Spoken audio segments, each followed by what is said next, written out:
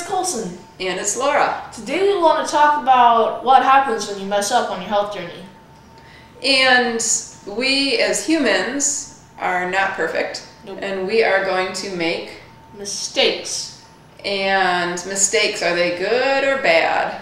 Neither. They're actually I'd say they're good because when you make a mistake you're learning, right? So all mistakes do, even if they aren't fun at the time, you're still learning and you won't ever make that mistake. Well, that's not true. That's not true. You may make the mistake again, but you'll have learned and you'll be making progress. And when it comes to food, and I don't want to suggest anybody be like our family, but we've had to make some of the same mistakes many times because we didn't feel like learning the lesson. And that's just how our journey unfolded. So, you know, you can beat yourself up over the mistake. You know, you ate a bad food, a food that, you know, your body reacts to. Colson's dad, we'll point to him because at a certain point he was the guy making a lot of mistakes. And sometimes he would, for example, not look at a restaurant menu and with coworkers, and everybody might order the same thing, and he'd say, "Oh, I'll have that too," not paying attention, and lo and behold, there was wheat in that food. My dad does not react well to wheat. Wheat results in weekend-long migraines. So Crushing migraines. So, you know, he comes home, he's wrecked, and it turns out when I say, "What did you eat?" and he says, "I had blah, blah, blah." I go to the restaurant menu, look it up, there's wheat in it, and I say, "Oh my goodness, you ate wheat." And so mistakes happen, and wheat is not one he would knowingly make, but other mistakes all of us have knowingly made. So we learn from them. Colson and I made mistakes this week, even. And that's okay. And we're always making mistakes. Everyone always makes mistakes, but you just gotta learn from them. You know? Right, and sometimes the mistakes aren't intentional. This past week, I have had the most level blood glucose ever for years. And the blueberries and the blackberries are exceptionally sweet. And we've picked and frozen several gallons at least of those berries. But I also ate a whole bunch of them. And now I'm kind of hypoglycemic. And I'm thinking to myself, really? It was just blackberries and blueberries. They're one of the healthiest foods you can eat. And I knew and I had a feeling I shouldn't have eaten so many of them. But I did because they're good. And I ignored that feeling. And so now I'm kind of hypoglycemic. So I'll eat a low-carb diet for the next week and a half probably, and things will smooth themselves out. We eat relatively low-carb now, but if there is a big sugar influx, then we can definitely feel it. What happens to you when you eat sugar? When I eat sugar, or a lot of sugar? A lot of sugar? Well, sometimes I get strange skin rashes. And also, my face explodes with acne. Acne. Yeah, so when you do eat it, you know to expect something's going to happen. And you make that choice knowing it's a mistake, right? But you're okay with it. Do you beat yourself up over that? Not necessarily. I try and balance out what I do reasonably. So that the mistakes aren't necessarily surprises. Yeah. But at the same time, I don't make reckless mistakes. So I don't just go, my head's gonna totally explode and it's not gonna be good for me, but I'm still gonna do it anyways. I just, you know, I'll get a chocolate bar or something, and yeah, it's okay. So yeah. And one of the things we have to keep in mind is that we're dynamic, we're humans, things are changing day to day. So you might go through a period, or we go through a period, where we're doing really well in our food choices. And food's a hard thing to deal with because there's so much amazing, delicious, especially sweet food out there to eat. I mean, I love cookies, candy, cake, ice cream. I've eaten more M&Ms than you know, than anybody you know.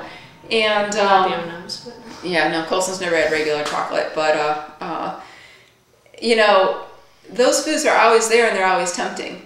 And the thing that we have to remember is that we're doing our best, and our best may be different from day to day.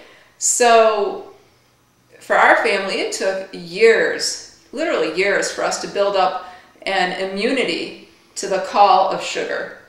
Sugar is probably the hardest addiction food addiction to break. And do you want to talk about that a little bit? Sure.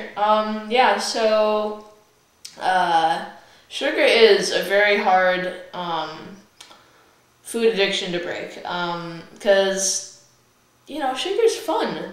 Ice cream is yummy and cookies are yummy and sugar's yummy, but sugar's not good for you. It's one of the worst cancer-inducing foods ever. It feeds cancer. Yeah, it feeds cancer. Crashes your immune system.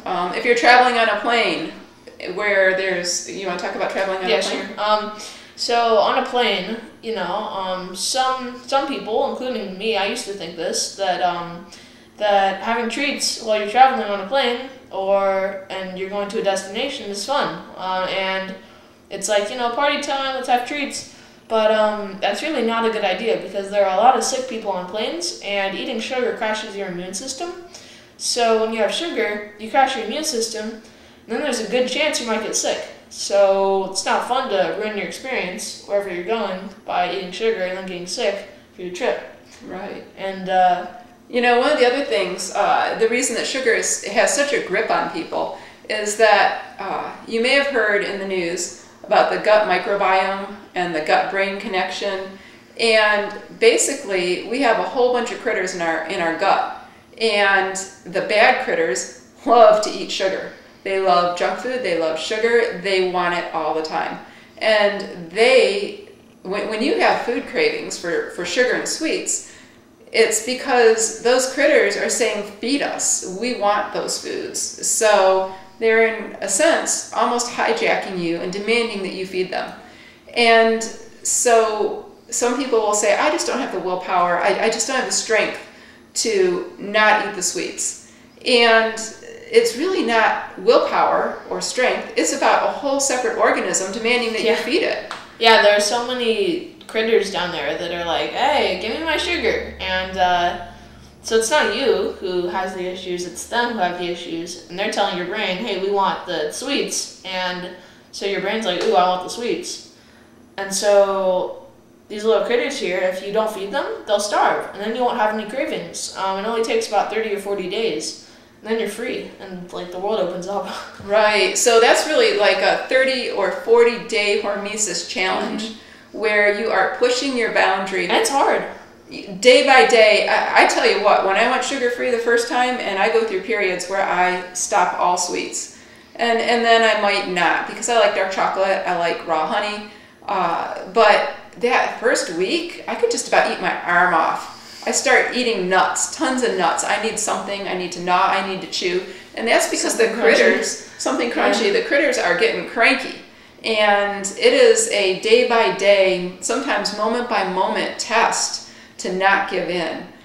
And if you do give in, well, okay, that's okay, learn from it and gear up to give it another try. But the reward is so stunning when you can make it that 30 to 40 days and then be free, where the critters are no longer telling you what to do.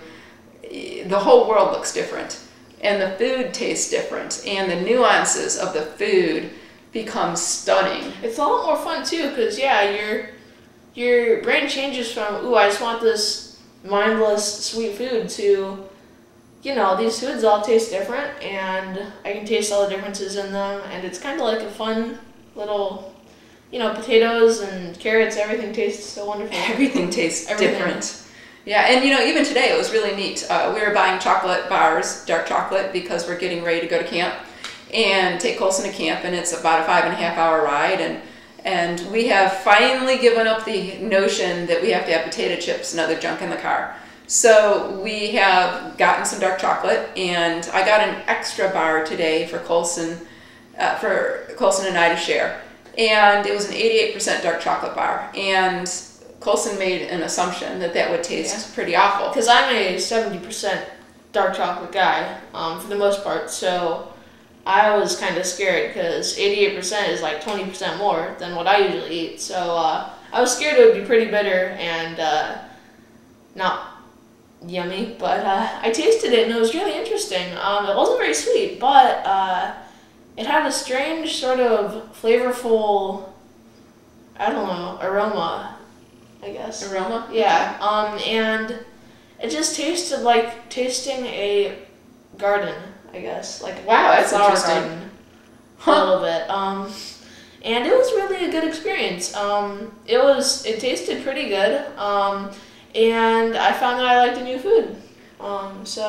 Yeah. So things aren't as scary as they may seem sometimes. Yeah, I thought I was pushing the limit at 80% dark chocolate. And when you start getting into that kind of dark chocolate, which has actual health benefits, the tastes and differences of chocolates are noticeable. So for me, as the only 80% plus dark chocolate eater in our family, I've been on this really neat journey of different bouquets of chocolate flavor, and it's a trip. So Colson jumped from 70 to 88% today and could actually appreciate the chocolate bar. Real quick, and we'll wrap it up in a second.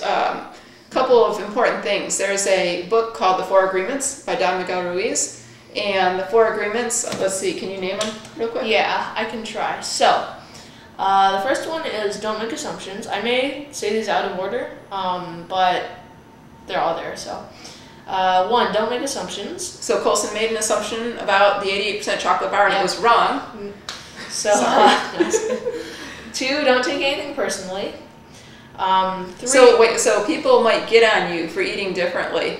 You might have relatives who don't want to deal with it or whatever. Well, don't take it personally. It's not about you, it's about them. Alright, so three, always do your best. This one is so important with the health journey because if you always do your best, you will succeed. But I gotta say, so the principle behind always do your best is that your best is always changing.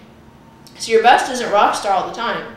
So don't feel bad if you're tired and cranky and you're not able to make some wonderful, amazing food health thing, and you just need to whip out some, I don't know, like a tuna salad or something. So don't feel bad about that because your best is whatever you can do at that period in time. So that one's really important. Always do your best.